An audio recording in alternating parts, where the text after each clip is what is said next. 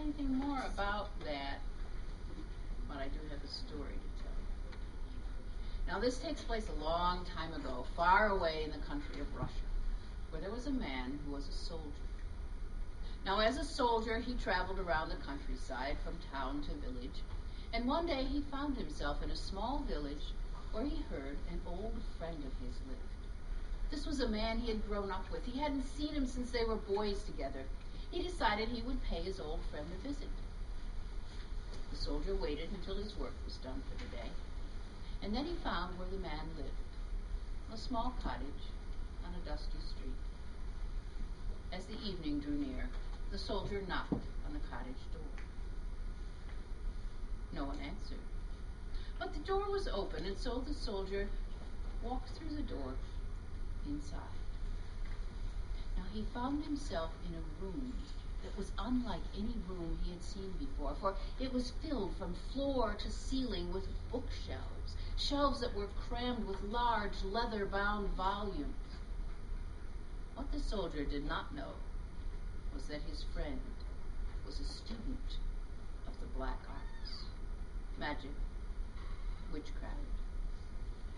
Unaware of this, the soldier walked into the room and noticed there was a chair. Next to the chair, a table where a lamp burned. He decided he would sit down in the chair and wait for his friend, and noticed there on the table a book. He flipped open the book. It was a very unusual book. Appeared to be nothing but a list of names. Yet they were such strange and interesting names, he felt compelled to read them. Asmodeus, Beelzebub, Lucifer, Mephisto, Mephistopheles. As he turned the pages and read the book, he got the feeling that he was no longer in the room alone, and so he looked up. And there, staring at him from the darkened corners of the room, were the glowing red eyes of demons. Hastily, he looked back to the book and read until he got to the last page. He was forced to close the book and look up once more. The number of creatures in the room had increased. They now pressed out toward him from the darkened corners and began swirling about his chair with their hot, sulphurous breath. "You have summoned us, master. Now give us something to do." "What do you tell demons to do?" Go, empty all the wells in the village," he said, "with water carried in a sieve." To his astonishment, the creatures vanished, and yet, before he could sit back in the chair, they returned, filling the room with their sulphurous smoke. "We have done as you asked, master. Now give us something more to do." Go to the governor's mansion and tear it down brick by brick and build it back up again with nobody seeing you." Whoosh. The demons vanished. And yet, before he could draw another breath, they returned, filling the room with their sulphurous smoke and demanding something more to do. It's the most impossible task he could think of. Go to the Volga River, he said. Count every fish that swims in the river, every grain of sand in the river's bottom, every drop of water in the Volga itself. And the creatures vanished. And yet, in an instant's time, they returned, filling the room with smoke and demanding something more to do. He couldn't think of anything else. But as he had read the book, the creatures had not troubled him, and so he picked up the book again and opened it somewhere in the middle and began reading. As he turned the pages, the light in the room grew dimmer and dimmer, and finally he was forced to look up once more. The number of creatures in the room had increased. They now sat upon each other's shoulders. They filled the room from floor to ceiling. They reached out with their talon-tipped hands to touch the back of his neck as they demanded something more to do. He feared for his life. And then it came to him. As he had read the book from beginning to end, the number of creatures in the room had increased. Perhaps, if he read it backwards, their numbers would diminish. So hastily, he took the book and opened it into the last page, and there, letter by letter, syllable by syllable, he forced himself to read backwards. The light in the room grew brighter and brighter, but he dare not lift his eyes from that printed page until that first word on that first page. Only then did he look up, to find he was in the room alone. The soldier's friend returned shortly after. The soldier told him what had happened, and his friend only laughed and said, "Well, it's a good thing you figured out how to rid yourselves of the creatures before midnight." Said the soldier, "Well, why midnight?" Well, because at midnight, the creatures would have devoured you. Just then, somewhere in the house, a clock chimed 12 times. And for some reason, the soldier fell over in a dead faint. Now, I just tell you this in case you still insist upon reading late at night. You might plan on being finished by midnight, or maybe you should practice reading backwards. Because for centuries, parents have been telling their kids not to do things at night. I'm sure you have rules at your house: no video games at night, no TV at night, no movies, no DVD at night, no reading at night. And even before there was video games and reading, even before there were books, there were things kids did at night that they weren't supposed to. Now, many of you have probably played Cat's Cradle, right? Mm-hmm. Well, there are string games that you can do by yourself. This one is called Throwing the Spear. I'll be doing it. If you're good at it, if you practice late at night. Many of the ancient cultures, Native Americans, Eskimos, Inuits, have figures that you can make with string. Okay, here we have the house. Yeah, when the wind blows on the northern tundra, the house blows apart and people run away. I don't practice a lot. But there was a young boy, an Inuit, who lived far in the north, who was very good at string figures. He considered himself a champion of string figures, as you will. And this probably is because he practiced all the time, even late at night when he was supposed to be sleeping. And one night, as he lay practicing in his room, he looked up, and in the corner of the room stood a stranger. He didn't think too much of it at first. After all, they lived far north, and quite oftentimes travelers were invited in to spend the night. But he was surprised when the man spoke to him. "You are very good at string figures."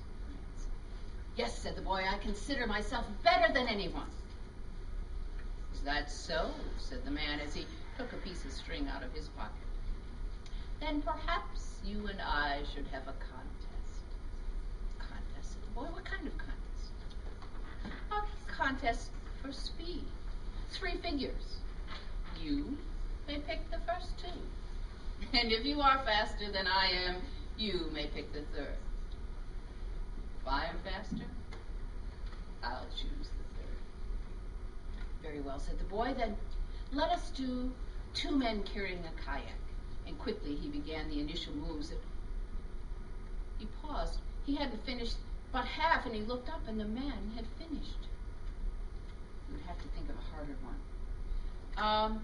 "Let us do the spouting whale," said the boy. And quickly once more he started, and just as quick he looked up to see the stranger had completed his whale. Now it is my turn to choose the figure," the stranger said. "For the 3rd and final figure, let us do the spirit of string himself, Totongawa." In an instant it dawned on the boy who the stranger was. No stranger, no man, but indeed the spirit of string himself, Totongawa. And if he failed in this 3rd and final challenge, the spirit would steal his soul.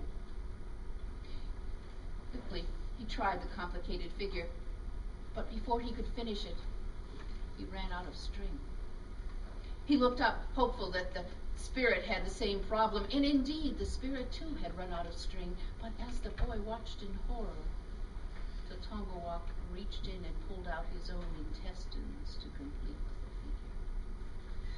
Somewhere in the house, the boy's father stirred, and Totongawak vanished. The boy was safe another night. But you can believe that he never did string figures alone at night again.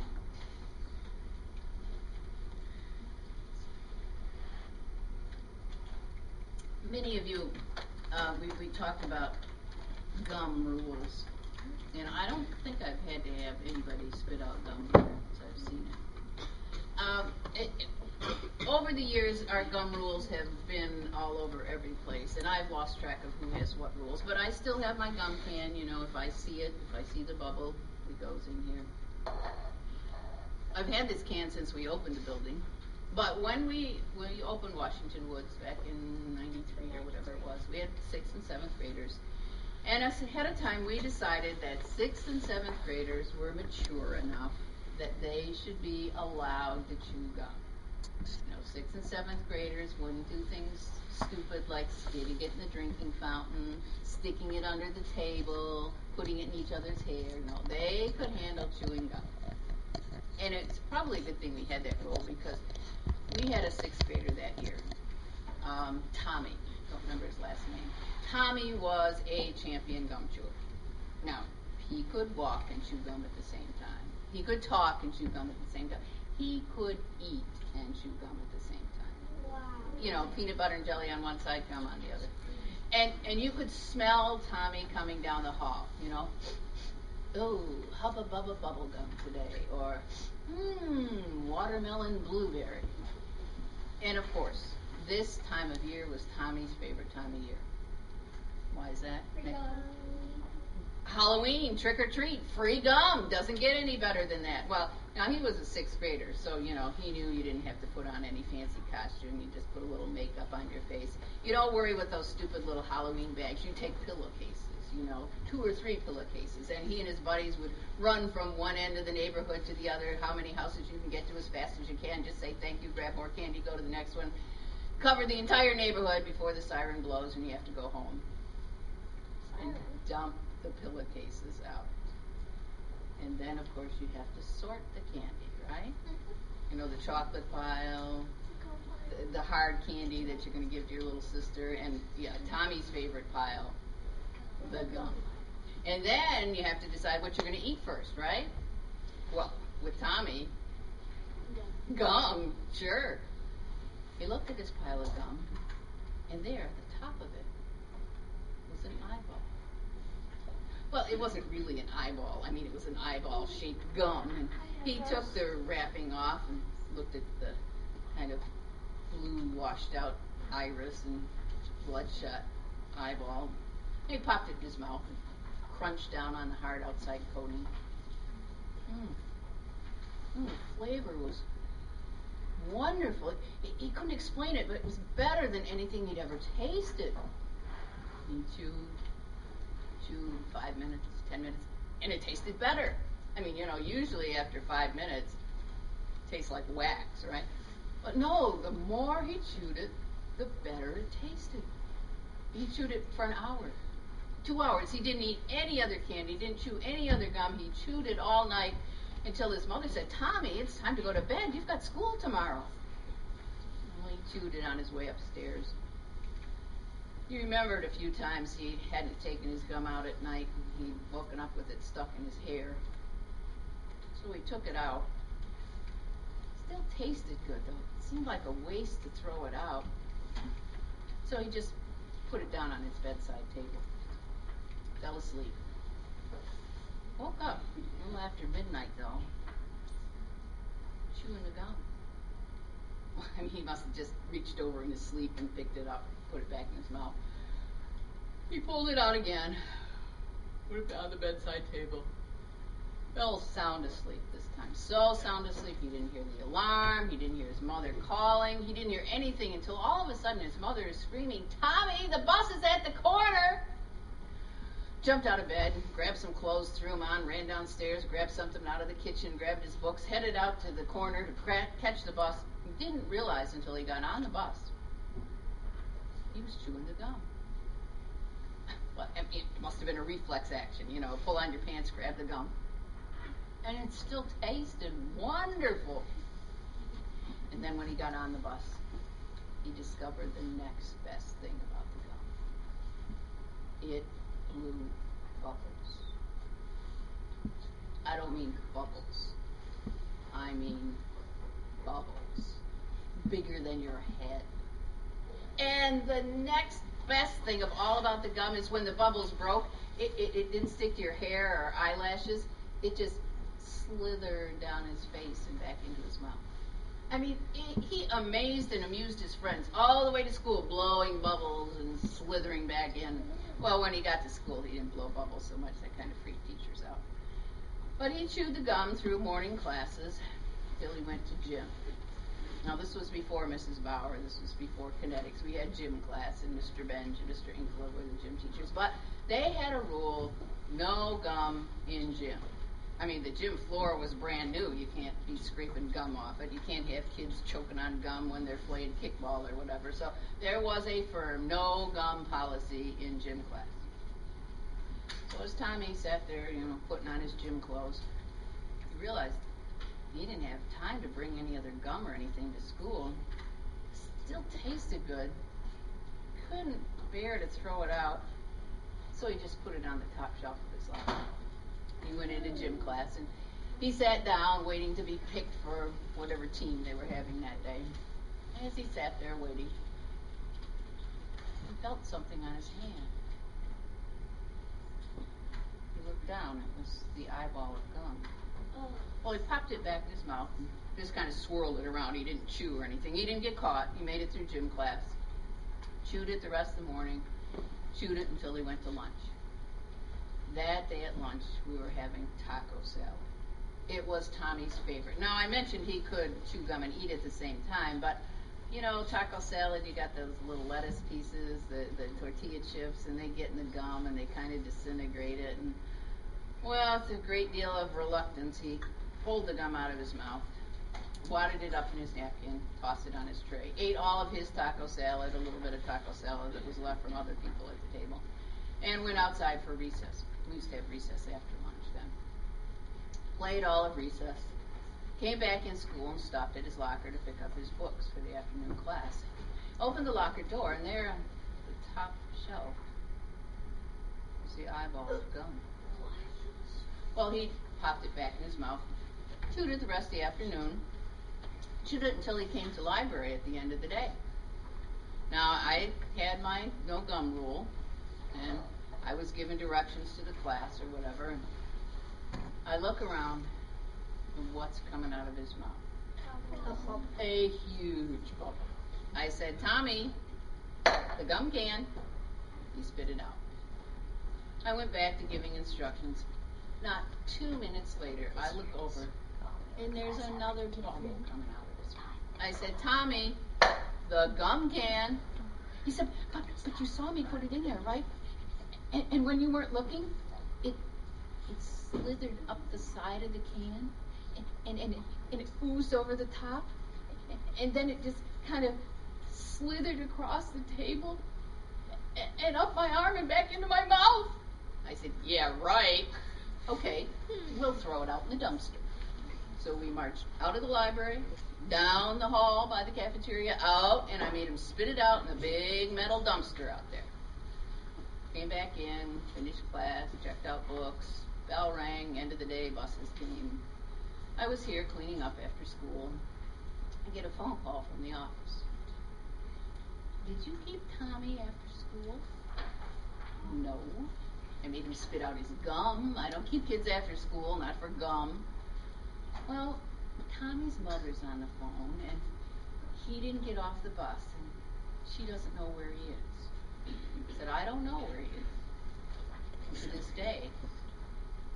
I don't know where he is. I don't know what happened to him. He didn't come back to school. Somebody said he moved away. He went to Eaton Rapids. He was homeschooled. I don't know what happened to Tommy. But I do know, if I were you, I would be very careful what I ate from those Halloween trick-or-treats. And I certainly would be very careful about what I brought to school on Tuesday after Halloween night. I don't want to have to use the gum can on Tuesday. Now, you folks have done a great job being an audience. And I would, if you can sit a little bit longer, like to tell one more short story. It's one of my favorites for this time of year. And I'm sure it's a story you've all heard. Some of you may have told the story. And if you haven't told it, you can tell it tonight. This story, again, takes place a long time ago, where there was a man who was in an accident. And in this accident, he lost his arm. And he had it replaced with an arm of pure gold.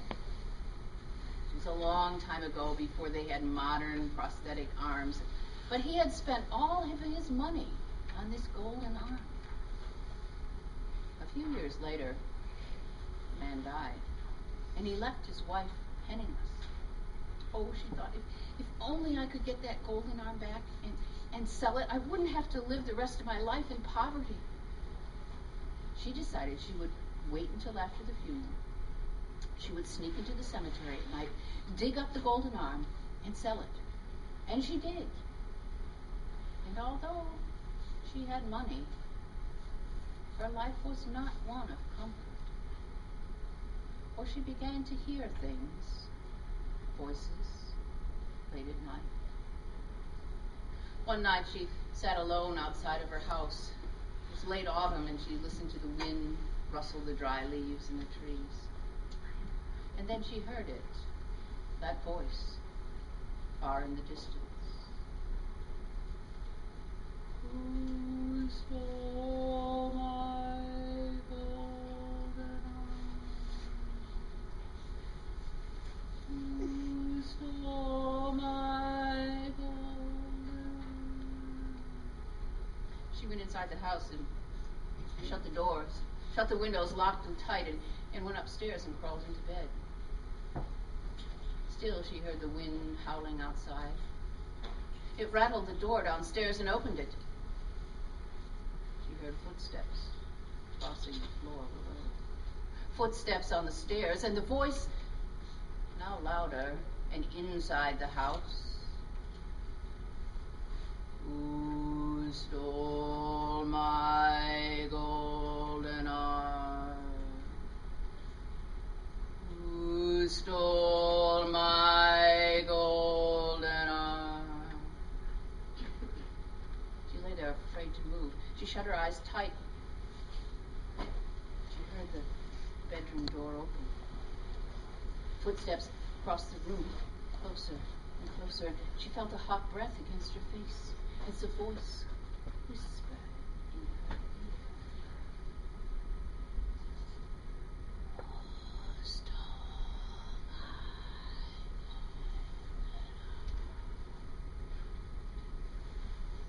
arm? You did! Everybody's breathing again, right? That's funny. Breathe in, breathe out. You want to turn the lights on? Oh my God, that's cute.